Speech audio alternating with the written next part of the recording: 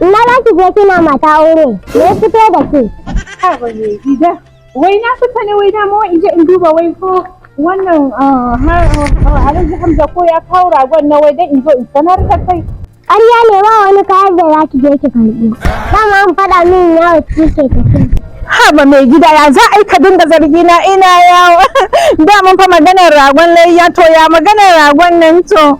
Yanzu na yawa za a kawo min ƙaton zakara a kasuwa. Zakara? Ana yankan rago ana yankan saniya ka zo ka ce ma wata zakara mai za a yi da zakara ba mai gida. Kar ka manta fa wancan shekara ma har shanu ka yanka mana. Wace iriyar zakara ni gaskiya wallahi ba zan iya ba.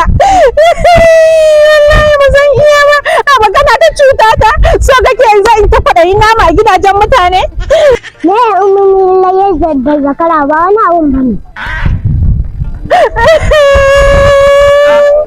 Ni ba ni da halin yin layya. Kuma addinin musulunci dan sauki ne. Ko menene za ka iya yin layya da shi? Assalamu alaikum wa rahmatullahi wa barakatuh.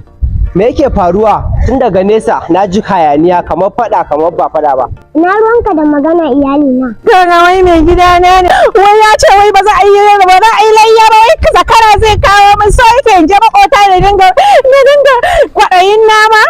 Okay, idan na fuskanta mijinki ne lokacin sallah yayi kin ce ya kawo ragon layya yake raina miki hankali. Amma kai bawan Allah menene hujjar cewa ba za ka yi layya da rago ba ko sa bayan Allah subhanahu wata'ala da farar fata ya halatta a yi layya. Wannan baiwa Allah mata ta ce.